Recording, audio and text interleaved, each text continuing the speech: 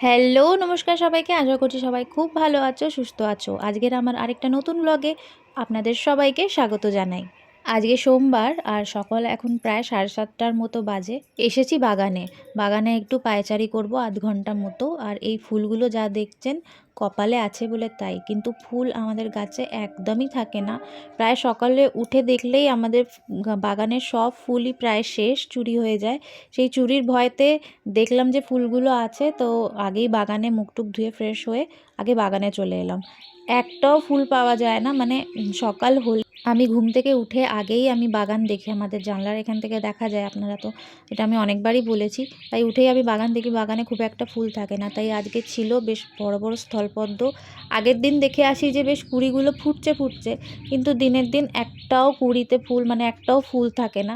তাই আজকে দেখলাম যে বাগানে ফুল, তাই আগেই বাগানে ফুলগুলো তুলতে চলে এসেছি। আজকের থেকে আমি রুটিন করেছি যে আমি রোজ বাগানে পায়চারি করতে আসব আর ফুলগুলো তুলে নিয়ে যাব যদি থাকে।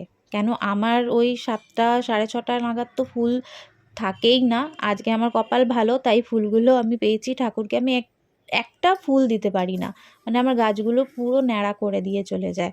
একদিন তো আমি টেরও পেয়েছি যে কেউ বাগানে ঢুকছে। তারপর আমি মানে কি বলবো, চিনি না ওকে, মানে বাইরেরই কেউ। তো ওকে আমি বললাম যে দাদা, আপনি যেই হোক না কেন, আপনি যেই হন না কেন, আপনি ফুল নিচ্ছেন ঠিক আছে, ফুল নিয়ে আপনি কিছুটা অন্তত গাছে রাখুন। অল্প কটা নিয়ে গাছে রাখুন আমাদের জন্য, আমরাও তো ফুল ব্যবহার করব। কিন্তু ফুল উনি যিনি আছেন তারপরে হয়তো আর আসেননি, যে জবের থেকে ধরা পড়েছে, তাই এখন গাছে ফুল থাকছে। চারিদিকেই পাঁচিল দেয়া, পাঁচিল টপকে যদি ঢোকে তাহলে আর কি করবেন বলেন। ঠিক আছে, ফুল নিচ্ছে সব, মানে ঠাকুরকে দেওয়ার জন্য ওনারা ফুল নেন। ফুল একটা ভাঙাটা সবার অভ্যাস হয়ে যায় খুব। এটা আমি শুনেছি, ফুল ভাঙার একটা নেশা থাকে সবার, অনেকেরই। তাই ঠিক আছে, নিচ্ছে যখন নিক, সে ভগবানের চরণেই দেবে, সেটা ঠিক আছে, কোনো ব্যাপার না। কিন্তু একটু আমাদের জন্যও রাখুক, আমাদের ফ্ল্যাটের মানুষকেও আমরা একটু দিই।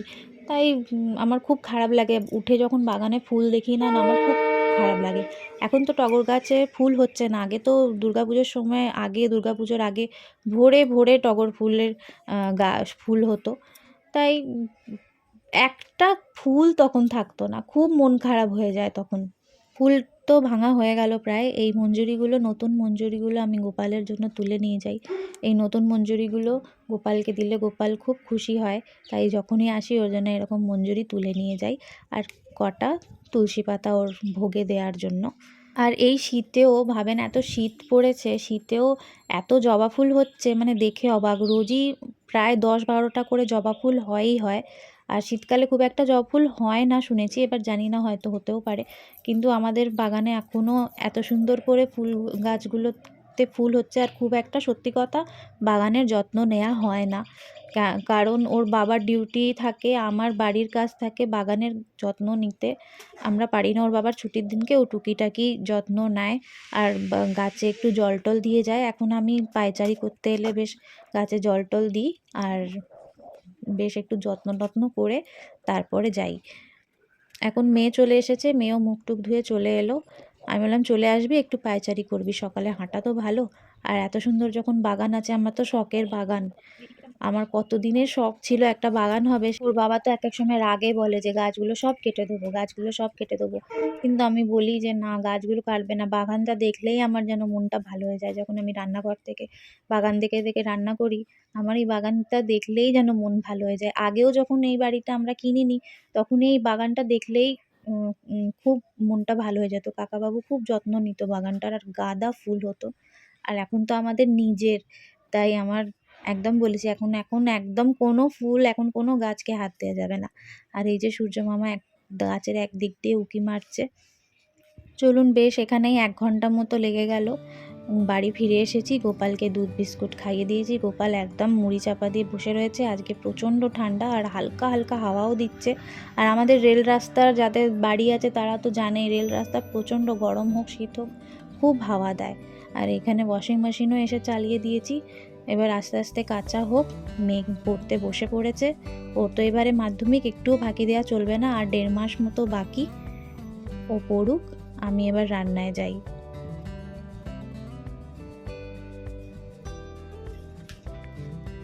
এই ঘরটাও দেখে দেখেন পুরো ঘুটঘুট করছে অন্ধকার। এই ঘরেও জানলা দরজাগুলো পুরো খুলবো, বিছনাটা তুলবো, তার আগে ডাল আর ভাতটা চাপিয়ে তারপরে এইবার এই ঘরের কাজগুলো করব। এই যে ডালটা চাপিয়ে দিলাম আর একদিকে ভাত চাপিয়ে দিয়েছি। ওর বাবা আসলে একটা কাজের জন্য হাওড়া যাবে, তাই এত তাড়াহুড়ো আর কি, নইলে বিছনা টিছনা তুলেই আমি রান্না করি। ভাতের জল একদিকে হচ্ছে আর এই যে একদিকে চালটা ভিজিয়ে রেখেছি। তাহলে চলুন, ওর বাবা যখন বেরোবে। আর এই যে আজকে এই ভেটকি মাছগুলো ঝাল হবে। ভেটকি মাছের কদিন আগে পাতুরি করেছিলাম, এই ভেটকি মাছগুলো বেঁচে গেছিলো, তাই একটু কষিয়ে আজকে ঝাল করব। ওর বাবা মনে হয় খেতে পারবে না, ওর বাবা ভাত ডাল এক ডিম ভাজা করে দেবো, খেয়ে বেরিয়ে যাবে। তারপরে আমি মাছটা চাপাবো, কেন মাছটা করতে একটু দেরি হবে। ওকে আমি বলছি একটু টাইম দাও, এর পরের গাড়িটা গেলেও হয়, কিন্তু ও বললো না আগেই বেরিয়ে যাই, আবার কখন ফিরবো না ফিরবো, যদি আগে বেরোই তাহলে একটু তাড়াতাড়ি ফেরা যাবে দুপুরের খাবার আগে, তারপরে দুপুরে এসে সুন্দর করে খাবো। বললাম তাই হবে তাহলে, তাই জন্য তাড়াতাড়ি করে ভাত ডাল সব কিছু চাপিয়ে দিলাম। ডাল হালকা ফুটে গেছে, তাই এই সাদা যে গ্যাঁজলাগুলো ওঠে না ওইগুলো ফেলে দিতে হয়, তাই এই গ্যাঁজলাগুলো ফেলে দিচ্ছি। খুব আস্তে আস্তে ফেলছি যাতে মিশে না যায়, আবার একটু সময় লাগে এইটা ফেলতে গিয়ে। এইটা কিন্তু ফেলে দিলেই আবার ডাল খুব তাড়াতাড়ি করে সিদ্ধও হয়ে যায়, এখনই 5 মিনিটেই ডালটা সিদ্ধ হয়ে যাবে। আর এই যে আমাদের গাছের যে লঙ্কাগুলো ভাঙলাম, ওইখান থেকে একটা লঙ্কা দিলাম। খুব একটা ঝাল নেই, কিন্তু নিজের গাছের জিনিস বলে কথা, মানে নিজের গাছের জিনিস অমৃত। তাই যখনই যাই একটা দুটো লঙ্কা তেজপাতা আমি ভেঙেই নিয়ে আসি। তেজপাতা ওর বাবা ভাঙতে দেয় না, বলে গাছটাকে তোমরা বড়ই হতে দিচ্ছ না, রোজ একটা দুটো তেজপাতা নিয়ে যাচ্ছ আর গাছটার পাতাই হচ্ছে না, তাই আর গাছে পাতায় আর হাত দিই না। আর এখানে ওয়াশিং মেশিন একদম শেষ পর্যায়ে। চলুন, ওর বাবা বেরিয়ে গেল খেয়ে দে, তাড়াহুড়ো করে বেরিয়ে গেল, একটু দেরিও হয়ে গেল, ট্রেনটা বলছে পাবে কি পাবে না, তাই ওর একটু তাড়াহুড়োতে বেরোলো। আর আমি এখানে মাছটা চাপিয়ে দিলাম, একটু সুন্দর করে জমিয়ে করব মাছটা, যেহেতু ভেটকি মাছ একটু বেশি করে আদা রসুন না দিলে ভালো লাগবে না। আর একটু পেঁয়াজও দিয়েছি, সব মশলা ভালো করে বেটে আলু দিয়ে ভেটকি মাছের ঝোল করব, একটু হালকা ঝোল করব, খুব একটা না মাখো মাখো হবে, কেন ডাল হয়েছে আবার, নাইলে ডালগুলো আর কেউ খাবে না। আজকে দুঃখের কথা এটাই হচ্ছে যে টমেটো আমার নেই, এই আধখানা মতো টমেটো ছিল, আর আমি টমেটো ধনেপাতা ছাড়া রান্না করতে পারি না, তাই দই দিলাম। আর ধনেপাতা নেই, ধনেপাতার জন্য আর কিছু করার নেই, সকাল থেকে বাজার সবই বেরিয়ে গেছে আর আমার খেয়ালও ছিল না তাড়াহুড়োতে, তাই আজকে ধনেপাতা ছাড়াই রান্না করব।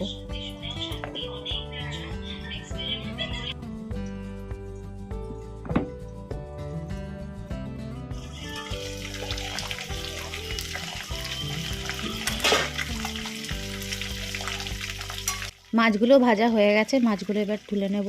এবার আলু দিয়ে দেবো, আলুর পর পেঁয়াজ, আর যেমন প্রসেস একটু আদা রসুনটা কষিয়ে হালকা করে আলু সিদ্ধ হয়ে যাবে, ব্যাস। আমার আলু ভাজতে ভাজতেই বেশিরভাগ আলু সিদ্ধ হয়ে যায়, আর চন্দ্রমুখী আলু তো এমনিতেই সিদ্ধ হয়ে যায় হালকা ভাজলে। আর আমি সকালে ওকে আবার আলু সিদ্ধও করে দিয়েছিলাম, ডাল ভাত আলু সিদ্ধ আর ডিম ভাজা খেয়ে চলে গেল, মেয়েও তাই খেলো, আমি এখনও খাইনি। আমি পুজো করব তো ভাবছি কি খাবো না খাবো, তাই আমার এই যে ভাত যখন হয় না, তাই একটু খেতে অসুবিধা হয়ে যায়, দেখি কি খাই।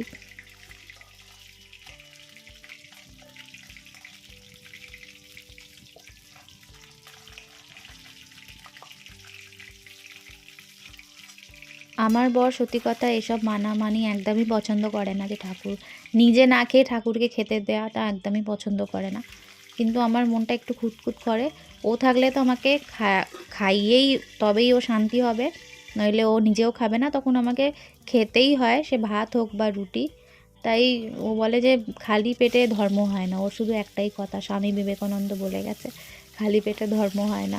আর কোথাও না কোথাও এটা আমারও লাগে যে ভগবান কোনোদিনও বলেননি যে আমায় না খেয়ে তোমরা পুজো দাও। আর তাই আমিও আগে তো খুবই মানতাম, এখন ওর পাল্লায় পড়ে আমি এখন খেয়েই নিই, সত্যি কথা। আজকেও তাড়াহুড়োতে বেরিয়ে গেছে, তাই নইলে ও বারবার এখন ফোন করবেই যে তুমি খেয়েছো, এটা জিজ্ঞেসও করবেই, কারণ আমার আবার একটু না খেলে আমার একটু প্রবলেম হয়, সেটা ও জানে, আর প্রবলেম হলে ওকেই ভুগতে হবে, তাই ও একটু এইসব জিনিস নিয়ে একটু কনসিয়াস থাকে। কিছু খেয়ে নেবো, মানে হরলিক্স আছে, ওই সব খেয়ে নেবো, খেয়ে দিয়ে পুজোটা দিয়ে তাড়াতাড়ি করে খেয়ে নেবো। আজকে রান্নাবান্না সবই তাড়াতাড়ি হয়ে গেল, তাই চিন্তা নেই। আর গল্প করতে করতে আমার রান্নাটাও প্রায় শেষ হয়ে গেল। বললাম আলু আমার ভাজতে গিয়েই গলে যায়, এই যে কষাচ্ছি হালকা আলুও গলে যাবে হালকা জল দিয়ে। এবার এটাকে বসিয়ে রাখবো, বসিয়ে ভাবছি রান্নাঘরটা পরিষ্কার করে নেব, পরিষ্কার করে স্নানে ঢুকবো। বাড়ির সব কাজই হয়ে গেছে, ও বেরোলো, তারপর আমি বাড়ির কাজ করেই এখানে রান্নায় ঢুকলাম। এখন প্রায় 12:30টার মতো বাজে। গিয়ে আগে স্নান করব। এই মাছ ভাজ ঘেটে স্নান করি, কারণ আমার একটু বিরক্ত লাগে, তাই আগে মাছের জিনিসগুলো রান্নাবান্না যা থাকে মাছের জিনিস রান্না করে তারপরেই আমি স্নান করে পুজোটা সারি। ওই চান করে আবার এসে মাছ ঘাটবো বা মাছের রান্না করব, পুরো নাইটি ফাইটি সব তেল চিটে হয়ে যায়, আর খুব একটা আমার ভালোও লাগে না। তারপর রান্নাঘর পরিষ্কার তো আছেই, আমি প্রতিবার রান্না করে ভালো করে রান্নাঘর পরিষ্কার করে আমার রান্নাঘর সবসময় একদম ঝকঝকে থাকবে, এটাই আমার মানে আমি যখনই আসবো আমার রান্নাঘর সবসময় এরকম ঝকঝকে থাকবে, সেটা আমার রান্নাঘরটা পরিষ্কার দেখলেই মন চাঙ্গা হয়ে যায়, সত্যি কথা।